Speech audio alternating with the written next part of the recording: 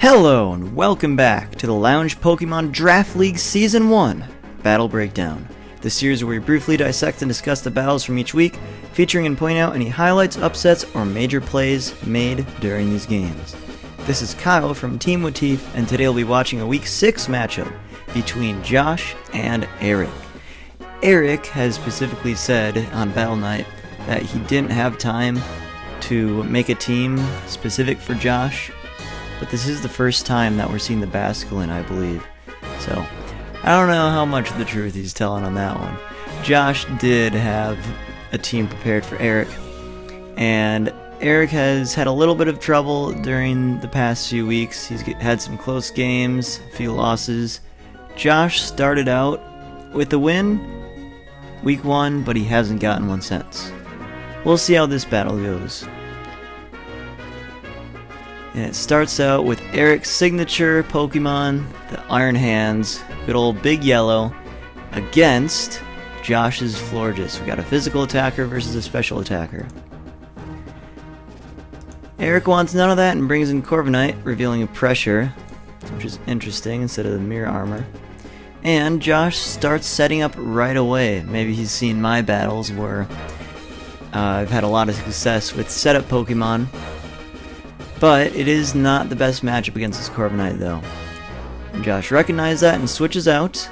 And Eric does not attack. He instead decides to substitute here. Now, coming up next is one of the first questionable plays in the battle. What Eric's going to do is he's going to end up switching out. Maybe he was predicting Josh to start setting up with Armarouge. He has done some Calm Mind sets in the past. But maybe Eric had nothing to hit this thing, so he just decided to swap out. But in order to swap out, it gets rid of your substitute. So he does bring in the water, which would be good against a fire attack. But unfortunately for Eric, Josh goes for a ghost type attack, which would be good against Gengar as well if you brought that in, instead of a water attack, and ends up dealing half health to this Slowbro. Any damage on a tank like Slowbro is pretty big. Not the biggest problem for Eric yet, because it will have Regenerator. And you see the Life Orb on the Armarouge, and Josh did do the math correctly for the HP EVs, so he can get one more Life Orb, because he only lost 9% there, due to the rounding. And now we see the Basculin for the first time, but it's going to take a ton of damage and the special defense drop, not that it'll matter. But Josh is scared of getting one hit KO'd by Basculin. Basculin is deceptively strong. It usually runs adaptability, which gives that extra bonus to the stab boost. And it's just going to deal a ton of damage, almost one hit KOs. Outspeeds, and there goes the Electros. No electric terrain this time for Josh. In comes the Iron Jugulis, and as we can see here, if both are max speed, the Iron Jugulis is going to move first. So Eric recognizes this and switches into the Magnezone. Josh goes for the Dark Pulse, and now we've seen in the past Josh run a choice item with this Iron Jugulis quite a bit. So maybe Eric thought it would be choice specs. But Earth Power, who knew that Iron Jugulis could run that? And is going to deal the rest of the Magnezone's damage, 4 times effective there. And a big play from Josh. Maybe Eric didn't know that was coming. Well, probably, if he knew it was coming, he wouldn't have stayed in. And down goes the Magnezone. In comes the Iron Hands. And this is a good matchup for the Iron Hands, because it might get hit by a pretty strong special attacking move, but an electric attack can deal a ton of damage to this Iron Jug. Terraflying, but Josh maybe predicts this. He doesn't go for an Earth Power. He's seen Eric use Terraflying on his Big Yellow pretty much every battle in the past, so he opts to go for an Air Slash. Does not get the flinch. Drain Punch dealing a lot of damage and healing a little bit. Interesting to note that he didn't use Thunder Punch. As we'll see this next turn, he will use Thunder Punch into the Florges. Good read from Eric there, and a Drain Punch on the Florges would not have done much. But Thunder Punch would have taken out the Iron Jugulus and would be able to deal a lot of damage to pretty much anything else it brought in, except maybe the Iron Treads, because it would have not affected that. And he is able to get the paralysis. This Florges has had just the worst luck for Josh. It seems like almost every battle that is in, it ends up getting paralyzed. And now the big yellow, almost back to full HP. Now here we go, into the Corviknight, eating the Moonblast beautifully. And Josh does not want to stay in that matchup. Maybe no Thunderbolt or Mystical Fire on that thing. So he goes into the Iron Treads. And here we go. Pretty scary. A 2x speed Corviknight. This thing isn't known for its speed. And Eric does usually bring a Trick Room team. And now we have a quick Corviknight, which that is basically its main flaw, being slow. And a substitute here, and oh no, this is not good for Josh. A boosted speed Corviknight behind a substitute, and you just missed a Stone Edge. What is this Corviknight gonna do? It's gonna do a bulk up. Oh no. But Iron Treads is just so strong that even with the bulk up, the neutral damage is able to take out the substitute. Here it goes for another bulk up, taking the Stone Edge.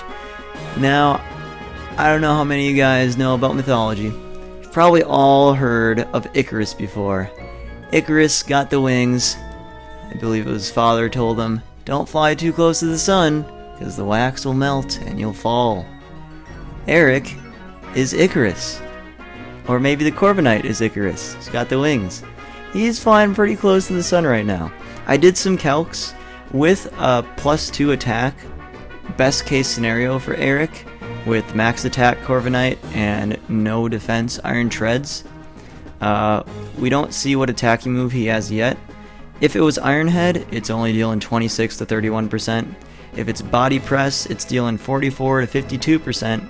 And if it's Drill Peck, I didn't try Brave Bird because I didn't think he would run a self-damaging move as the only attacking move. If it was Drill Peck, it was also 26 to 31. So it couldn't do too much, this Iron Treads. But, you know what happens. You know, when they say Icarus, when he flies too close to the sun, you end up getting crit by Stone Edge. Everyone's heard that saying before. So once again, Eric gets the unlucky crit on himself. That's been a theme for some of his battles. But even if I did the calcs, even if the Corviknight got to +6, still nothing would have killed in one hit. I mean, the Body Press probably would have, because the defense and super effective attack. But Iron Head and Drill Peck would not have killed there. Hi, it's me from the future. As I was editing this video, I realized that I made a pretty big mistake in the calculations. When I was doing the calc, I hit +2 modifier on attack, but I forgot to do that for defense, which obviously would heavily impact the damage for Body Press. Going back and redoing the calculations with the same sets as before, with a +2 defense boost, which is what Eric had before the third bulk up on the crit turn, the Body Press would have dealt 87 to 104%, giving it a 25% chance to one-hit KO the Iron Treads, which would have made this a bigger misplay than it was not going for that move. That's only if the move was Body Press. It was never revealed. But yeah, wanted to correct that mistake. Enjoy the rest of the video. So, maybe not too much of a threat. Just a lot of the big numbers there look pretty scary. In comes the Basculin, Wave Crash, gonna revenge kill, but the recoil gonna take himself out as well. And now we're down to a 4v4. Now, we've seen both these Pokemon end up in Calm Mind standoffs before. Both of them on the losing ends, actually. The Florges against Jake's Sylveon end up getting paralyzed and losing. And the Slowbro against my Gardevoir end up getting crit and losing. So we'll see. Josh is down for the standoff. And Eric decides to go for Trick Room here. Now, it's interesting to note, Florges is not the fastest Pokemon, and with the paralysis it becomes even slower. And into the Iron Hands, Eric has usually gone the lowest possible speed on this Iron Hands. Unfortunate paralysis here. So we're going to see who's going to move first in Trick Room. And it's actually the Florges that's going to come into play. The speed here. The special attack going to drop. Not going to matter. But if the Iron Hands would have moved first, it likely would have been able to take out Florges in the next hit. Eric knows this as well, so he swaps the Slowbro. And this Florges, even with just +1 special attack, is hitting so hard. The Slowbro is able to move first. You can see on here the lowest speed is 58, and 140 divided by 2 is 70, so that would be the slowest that Florges would be able to go. So this Slowbro is going to be able to move first in Trick Room, and another time being paralyzed. This Florges has gotten paralyzed so often. It feels so bad for Josh's luck. The Trick Room is going to run out, but the Giga Drain is going to heal so much. Interesting play here from Eric, not getting Trick Room up, opting to go for a Future Sight instead. Going back into the Iron Hands, and a good read from Eric here. Moonblast definitely would have taken out the Iron Hands. Might have been able to take out the Slowbro as well, but the Giga Drain would have been able to take out Slowbro and heal. So that's why Josh went for that. Without Trick Room, I believe the Iron Hands is going to go first. And it does, and Thunder Punch going to deal a lot of damage. And once again, this Florges is paralyzed. This thing feels like it gets paralyzed more often than not. Very unlucky for Josh here. And the Future Sight, even with the special defense boost, going to be able to deal at 21%, putting it in to the Thunder Punch range. So a lot of things that worked out for Eric there. The paralysis, mainly that, just getting paralyzed all those times. So maybe the luck is evened out with the Stone Edge crit. Eric afraid of the Iron Thorns here. That probably had something to take out the flying type Iron Hands. And there it is, a Thunder Punch. Gonna deal massive damage here. And this Slowbro is going to get outsped by everything, and it has a weakness to everything left on Josh's team. So this Slowbro is pretty much just going to be a sack at this point. Yeah, and there it is. No, there's really nothing good that could come in from preserving that Slowbro at that point. It was just kind of a free switch at this point in the battle. Double Air Balloon, that's kind of funny. Both of them have pretty bad ground weakness. Shadow Ball dealing exactly half, popping the balloon. And Thunder Punch, popping the balloon, but no paralysis there.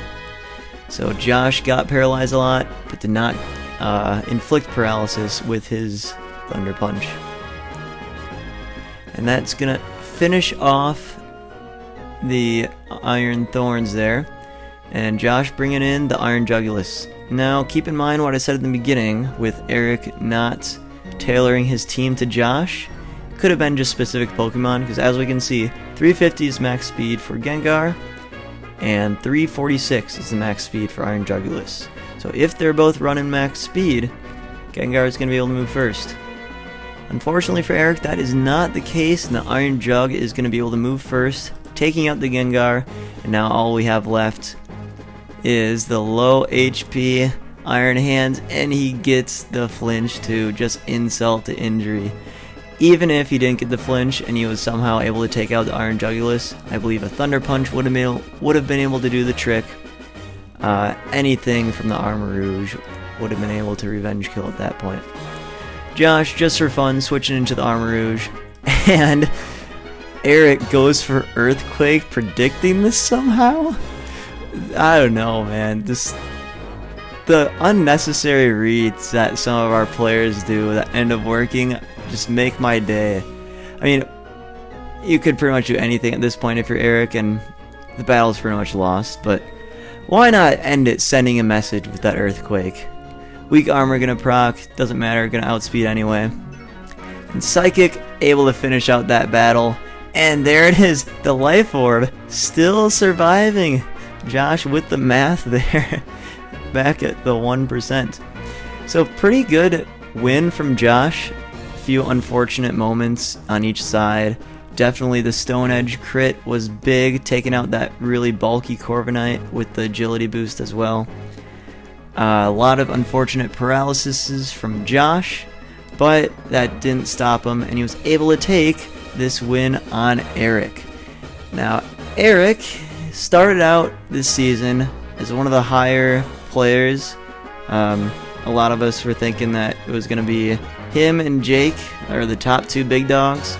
Eric has now kind of fallen to the middle of the pack, and maybe with this win, Josh might get the momentum to sneak into that last playoff spot. Maybe he can get the 5th seed.